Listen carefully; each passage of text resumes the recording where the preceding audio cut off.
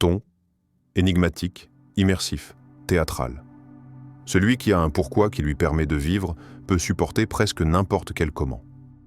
Nietzsche, dans le silence de l'esprit humain, un pouvoir d'or, invisible, impalpable, mais terriblement réel. Ce n'est pas la force brute, ce n'est pas la parole bruyante. C'est un pouvoir muet, un mécanisme psychologique si subtil qu'il passe inaperçu, et pourtant il détermine qui domine et qui obéit.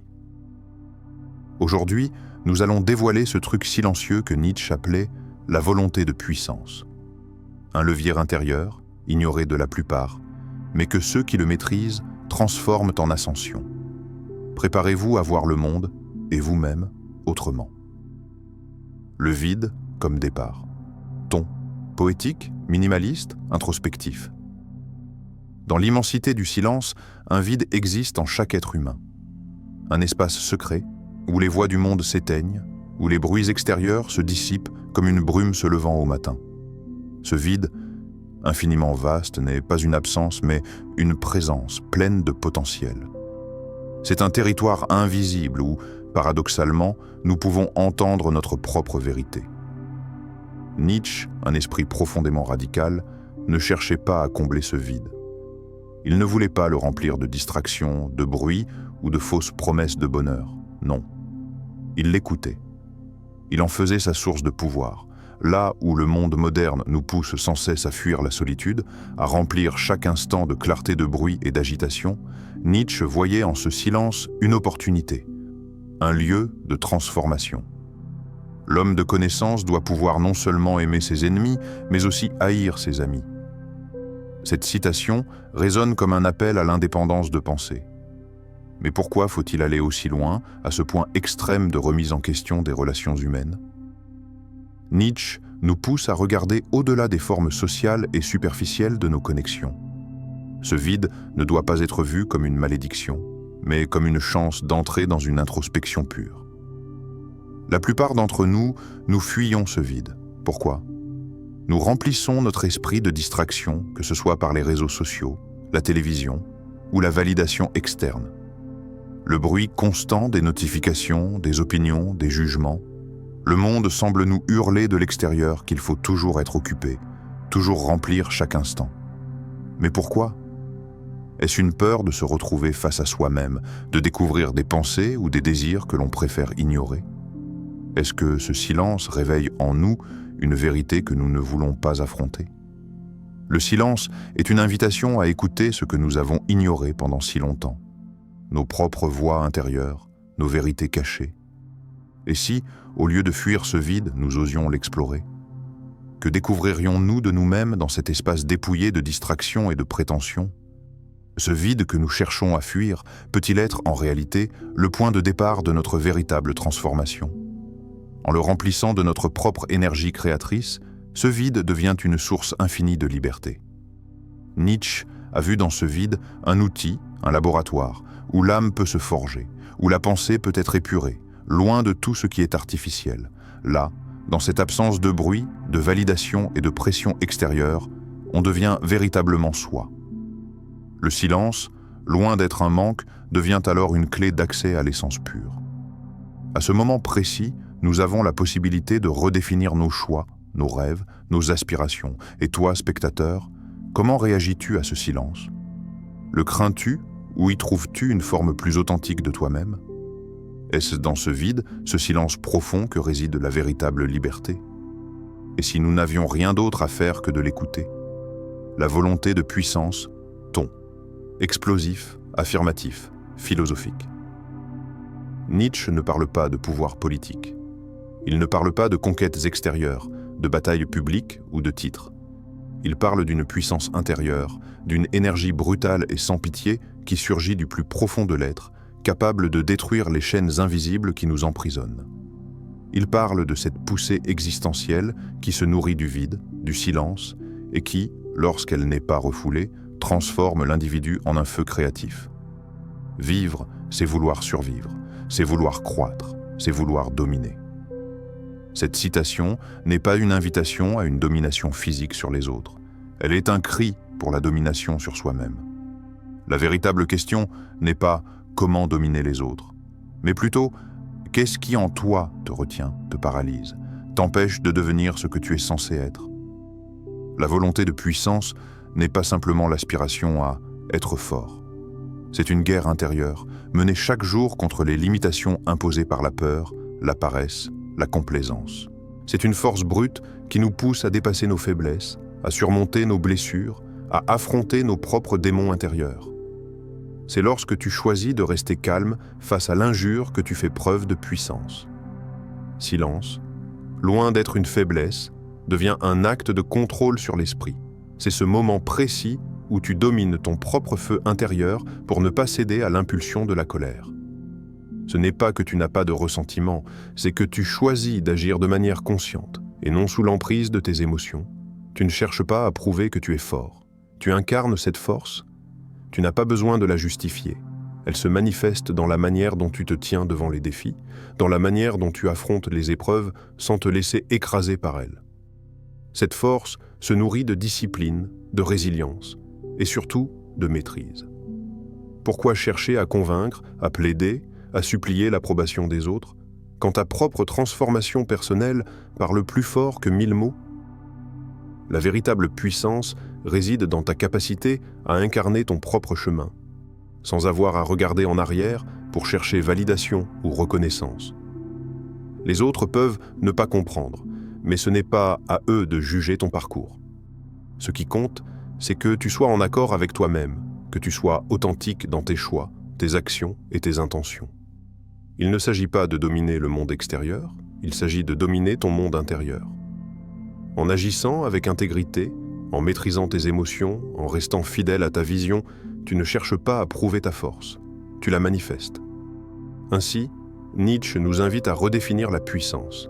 Ce n'est pas une force brute, mais une puissance tranquille, maîtrisée, qui grandit dans l'ombre, prête à exploser au moment où tu choisis de la libérer. La vraie question est donc, es-tu prêt à devenir cette puissance silencieuse? Es-tu prêt à dominer ce qui te retient? N'attends pas qu'on t'accorde la permission. La vraie puissance se trouve là, en toi, là où tu choisis de ne plus être prisonnier de ta peur, de tes doutes, de tes limitations. Tu es le maître de ton propre destin. La transcendance par la douleur. Ton profond, vulnérable, contemplatif Nietzsche disait « Ce qui ne me tue pas me rend plus fort ». Mais que voulait-il vraiment dire par là? Est-ce que la souffrance est réellement quelque chose de beau, comme certains aiment à le dire? Non, Nietzsche ne glorifiait pas la douleur.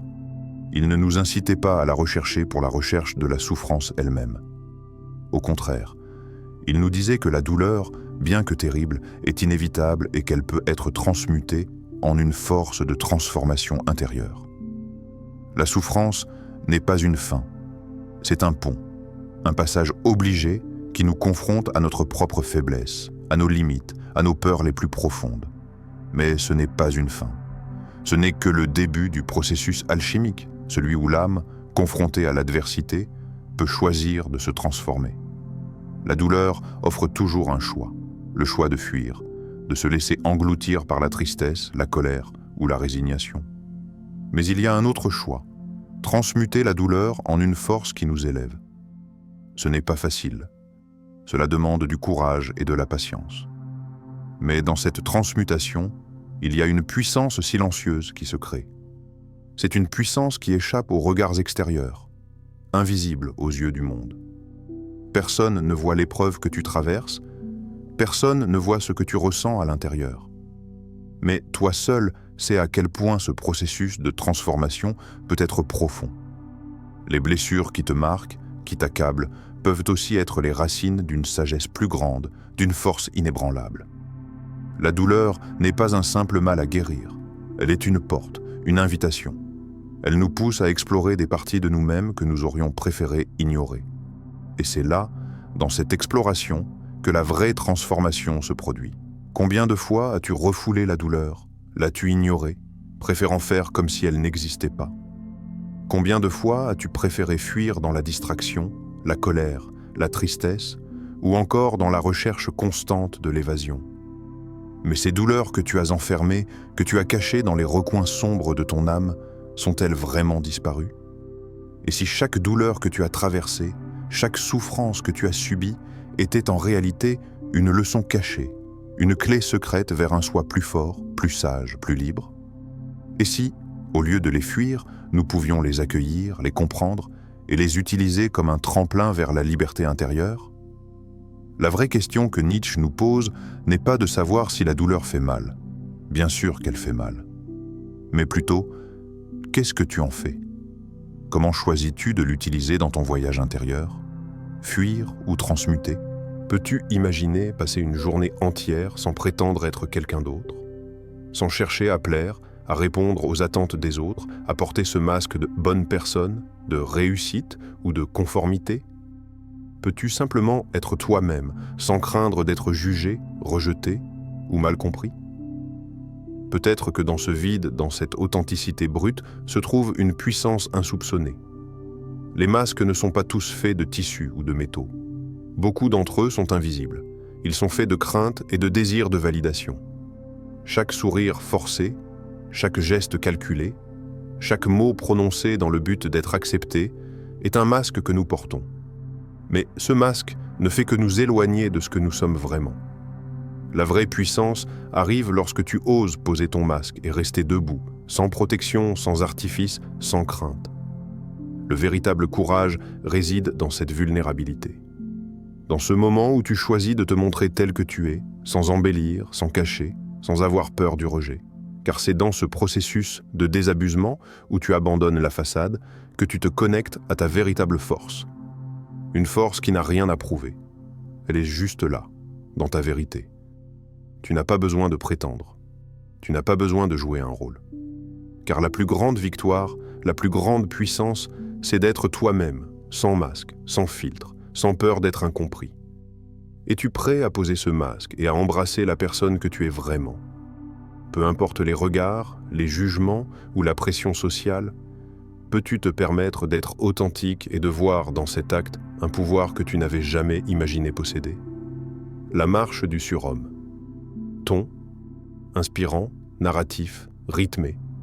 Nietzsche, loin de prôner un idéal figé, un modèle unique et immuable, voyait l'homme comme un être en mouvement constant, une force dynamique qui ne cesse de se dépasser, de se renouveler. Le surhomme, dans sa conception, n'est pas cette figure arrogante que certains imaginent, ni ce super-héros mythique au pouvoir surnaturel. Non. Le surhomme est celui qui marche en silence, qui évolue dans l'ombre, loin des projecteurs et des regards extérieurs. Il n'a pas besoin d'être validé par la société. Sa force réside dans son chemin intérieur, dans la constante volonté de devenir, de se dépasser. Deviens ce que tu es. Cette phrase n'est pas une simple injonction à se conformer à une norme extérieure. C'est une invitation à grandir, à se libérer des chaînes mentales que nous avons nous-mêmes forgées. Ces chaînes invisibles, ces croyances limitantes, ces doutes constants, ce sont elles qui nous retiennent. Nietzsche nous dit qu'il n'y a pas de destination finale. Ce qui compte, c'est le chemin, cette marche perpétuelle vers un idéal en constante évolution. Nous avons tous, à un moment donné, ressenti ce poids intérieur, celui qui nous dit que nous ne sommes pas encore assez, que nous ne méritons pas d'aller plus loin. Le surhomme, selon Nietzsche, c'est celui qui rejette ses pensées limitantes et avance, pas à pas, même dans le noir. Mais ce n'est pas facile. Chaque pas dans l'inconnu, dans l'ombre, est un acte de courage, car dans l'obscurité, il n'y a pas de garantie. Il n'y a pas de preuves immédiates que nous avons fait le bon choix. Mais chaque petit pas compte. Chaque effort pour sortir de notre zone de confort, chaque action prise malgré la peur et le doute est un acte de lumière. C'est dans le noir que nous forgeons notre force intérieure. Alors, aujourd'hui, je te pose la question, peux-tu faire une chose que ton ancien toi aurait évité, par peur, par doute, par confort? Peut-être que ce n'est qu'une petite action, un petit pas, mais chaque pas compte. Chaque pas dans l'inconnu construit un futur meilleur, plus fort, plus authentique. Peut-être que ce petit pas, aujourd'hui, est d'accepter une réalité que tu avais toujours repoussée. Peut-être que ce pas, c'est de prendre cette décision difficile, de dire cette vérité, ou de commencer enfin ce projet que tu redoutais. Mais il faut oser. Le surhomme, c'est celui qui se relève, encore et encore, après chaque chute. Il n'a pas peur de l'échec, car il sait que chaque chute fait partie du chemin. Tu vois, la vraie puissance ne réside pas dans un sommet à atteindre. Elle réside dans la capacité à marcher, à avancer malgré tout, à te libérer de ta propre perception limitée de qui tu es pour devenir ce que tu es vraiment. Et aujourd'hui, je t'invite à faire ce petit pas. Un pas dans l'inconnu. Un pas vers cette version de toi qui est encore en gestation. Car chaque pas que tu fais aujourd'hui, même dans l'obscurité, te rapproche de la lumière que tu cherches. Le surhomme ne cherche pas la perfection. Il cherche l'évolution constante, et il sait que chaque jour est une nouvelle occasion de se redéfinir. Alors, qu'attends-tu pour faire ton premier pas aujourd'hui? Ton, lent, magnétique, méditative. Nietzsche n'était pas un maître de bruit. Il était un architecte du silence. Là où les mots s'éteignent, sa pensée commence. Le truc silencieux dont il parlait, c'est l'autodiscipline, le refus de la distraction, l'élévation sans validation, la victoire intérieure. Celui qui ne peut commander à lui-même sera toujours esclave. Alors, qui gouverne en toi? Et maintenant, prends une pause. Respire. Observe-toi. Et demande-toi, avec sincérité, qu'est-ce que je dois transformer, en silence, pour devenir ce que je suis vraiment? Si cette réflexion t'a touché, si tu sens que quelque chose a résonné au fond de toi, alors ne garde pas cela pour toi. Partage cette vidéo avec ceux qui, toi aussi, cherchent à se dépasser, à sortir des chaînes invisibles qui les retiennent. Like cette vidéo si tu sens que chaque pas dans l'ombre construit ta lumière. Et laisse un commentaire, non pas juste pour partager ton avis, mais pour engager cette conversation avec ceux qui, tout comme toi, sont en quête de cette transformation intérieure. Dis-nous, quel est ce petit pas que tu vas faire aujourd'hui pour devenir la meilleure version de toi-même? Ne sous-estime pas le pouvoir de ta voix, car chaque réflexion partagée peut être le déclencheur du changement que quelqu'un attend.